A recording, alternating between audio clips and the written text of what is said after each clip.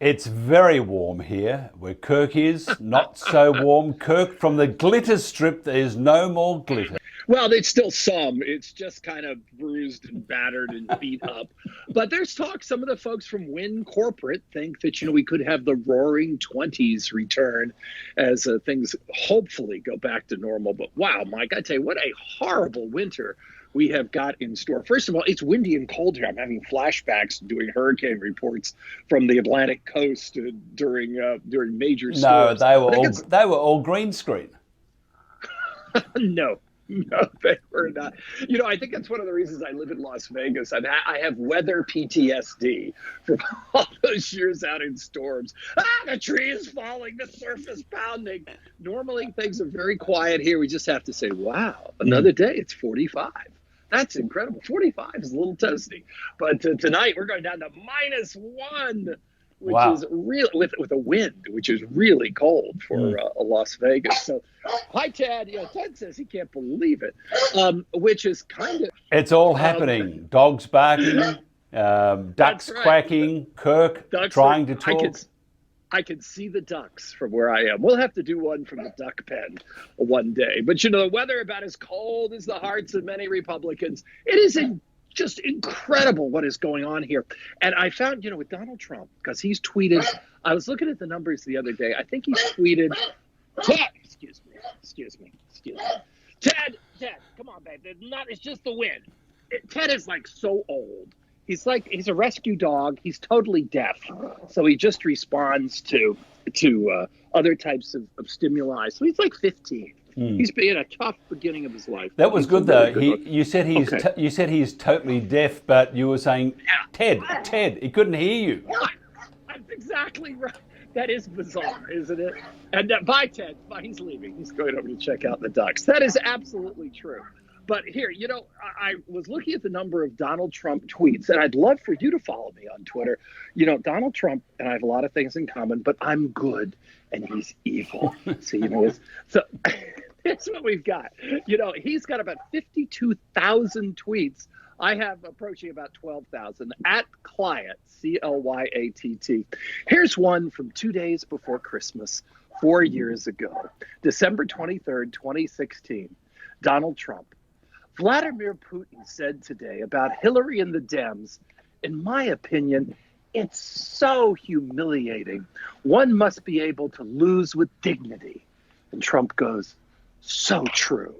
Clearly, he's not taking the advice from his own tweet of 4 years ago, because this is just crazy. Even his attorney general yesterday, Bill Barr, came out. And of course, they found no credible evidence that there was anything more than normal irregular issues with regard to this election. And then you have somebody like Joe Giannovo, D. Gianova, who's like telling that Chris Krebs, who did a really admirable job, the University of Virginia graduate, went on to run the cybersecurity administration. Guys, really? Went on to run the Cybersecurity Administration for Homeland Security, says he should be drawn and quartered and executed. And then you have Michael Flynn coming out that says, Michael Flynn and Roger Stone, you remember, of course, Roger Stone, Roger Stone, the guy with Richard Nixon tattooed on his back. They both are now saying that Trump should declare martial law. So in the now less than 7 weeks we have before the inauguration, that virtually anything could happen. We've got the defense appropriation bill coming up, which has been passed by Congress for the last 59 years in a row to provide funding for the military, including a 3% pay raise for our troops across the world. And Trump wants to hold that up because of something called Section 230, the Communications Act, which basically absolves responsibility from companies like Twitter and Facebook and others for the content that people post online. And what's so interesting about this, Mike, is that if we got rid of Section 230, there's not. Ted, I wish Ted could speak a language besides dog. Ted, chill. I can't hear. He's totally deaf, and I'm yelling at him. But if Section 230 was repealed, it would probably help the Democrats because there would be more things deemed inappropriate by the Republicans than by the Democrats. So it's just a wild world that we're living in here. And then, of course, the government's going to run out of money, I think, on December the 11th. So they have to get at least some kind of temporary spending bill to get through there. And, of course, we still haven't had any additional checks since we had that $1,200 stimulus check many, many months ago. So there's plenty of work for Congress. And wow, is Joe Biden going to have his hands full, his table set with so many issues when he does come to power. Can you tell us why China and Iran want Biden for president? I don't think they want what's best for their interest. And let's face it, Trump was always going after Iran as the boogeyman, the great boogeyman.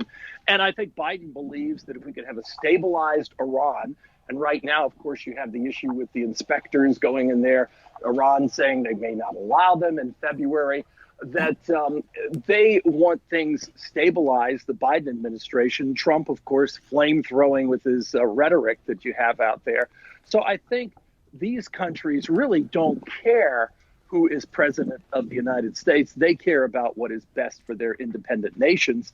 And I don't know really whether there's one preference or another, but it would seem logical that Iran would be in favor of Biden simply because the rhetoric is not as hot and we can turn down the flame a little bit on the stove that we've got going on. Of course, there's still talk that we've heard that it is final days out. I mean, you've got Trump salting the earth on his way out there, that there still could be some kind of military action against Iran. And of course, with the troop pullouts in Afghanistan, we've shut down a host of bases there. I mean, I tell you what, if I lost or had a relative severely injured in the many, many years of the Afghan war, someone who was born the day the United States went into Afghanistan, that person would be old enough to fight in that conflict now. So it's basically a waste of time and a waste of lives if we let the Taliban go back into power in Afghanistan. And Trump's just like, eh. So who knows what he's going to try in his next, last 7 weeks here in office now.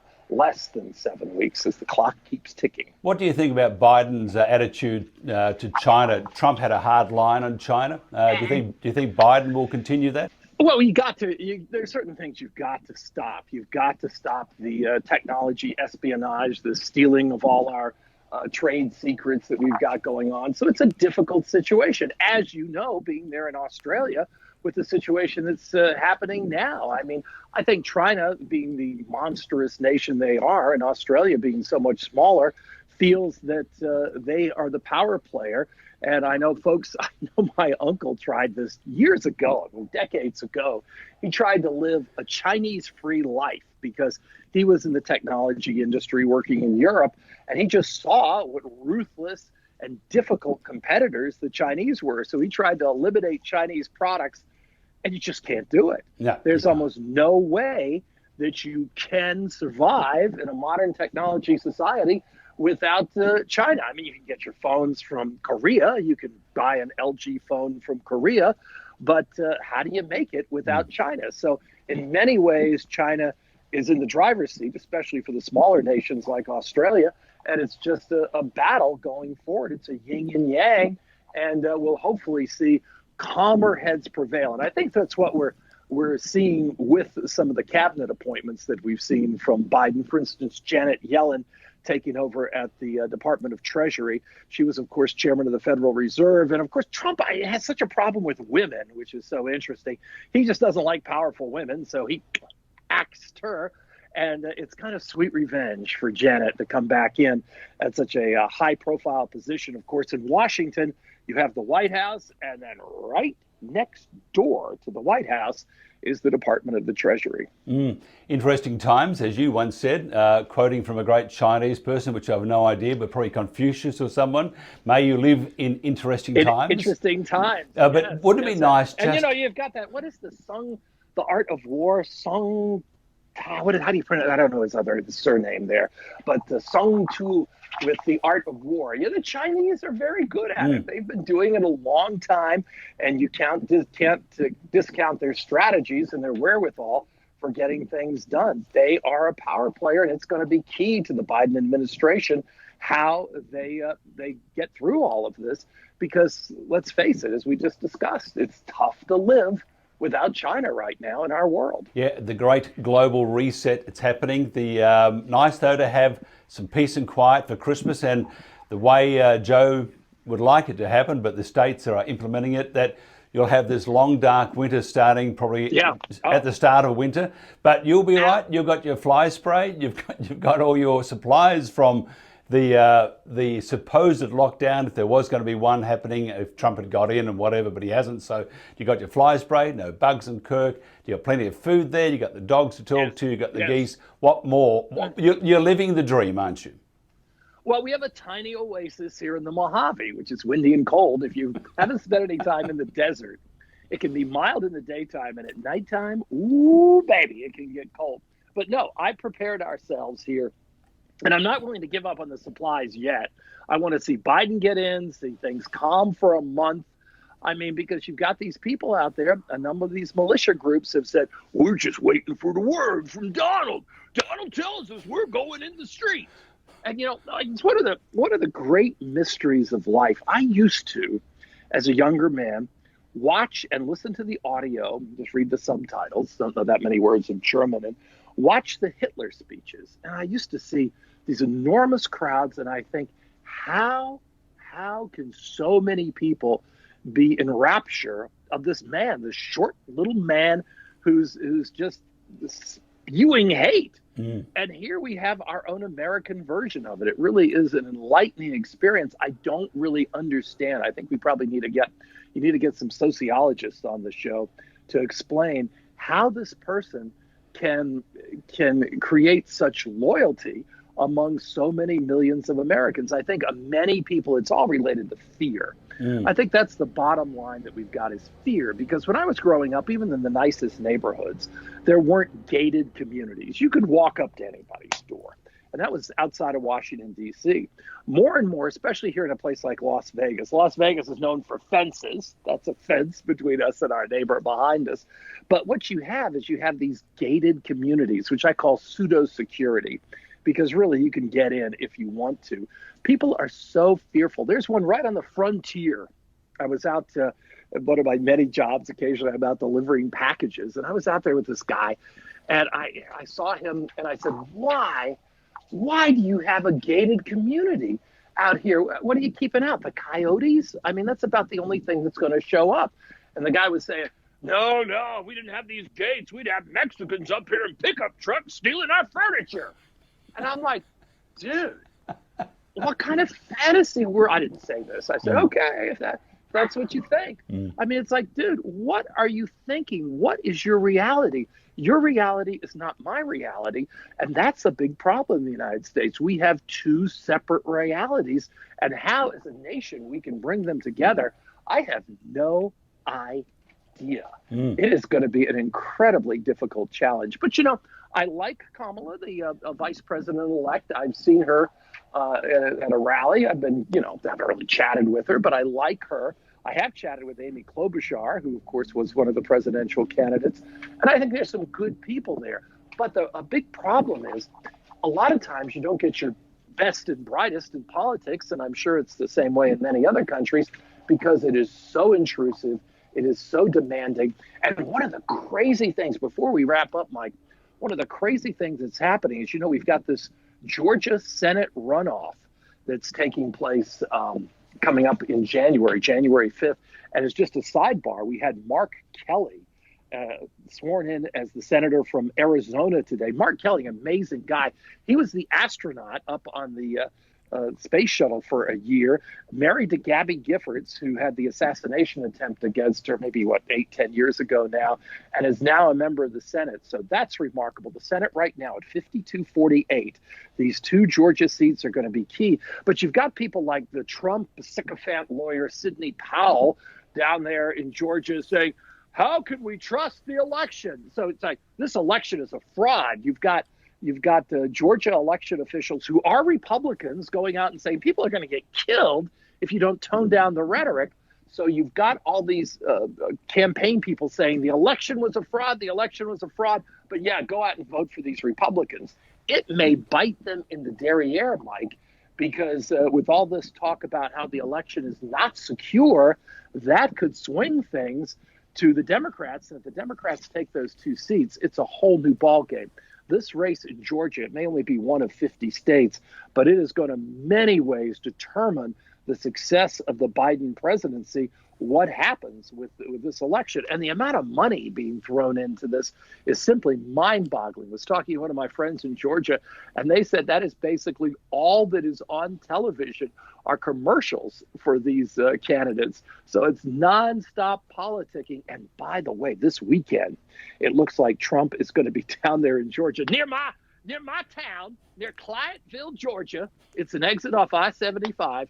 He's going to be down there near Valdosta, which is close to Clyattville, for a rally. So that is going to be quite something to see. Not often do I watch a Donald Trump rally, but he's basically been hiding out in the White House, of course, tweeting like a madman, sending all these video clips of ONN or whatever it is that he's there watching. I mean, the tweets are just amazing. And it's going to be fascinating to see what he says, how many people show up, the reaction of the crowd. So it looks like that is going to be happening this weekend, a couple of days from now. Interesting. You often see blooper tapes. They have like a child running in or a dog coming in barking or something, and they say that's a blooper tape. But with us, that's our normal programming. Normal show. That's right. We're waiting for a cyclone, and maybe the ducks will fly past you. We have those. You hear the police in the background. Can you hear the police? I can too. They're coming for you. They are coming for you. No. Sorry, Kirk, they're not police. They've been defunded. So we have no police. We have people running around making noises like police cars. Allocate assets. Defund the police, I will say. And even Barack Obama was out today saying, a horrible slogan. When I first heard that, I said, are you people crazy?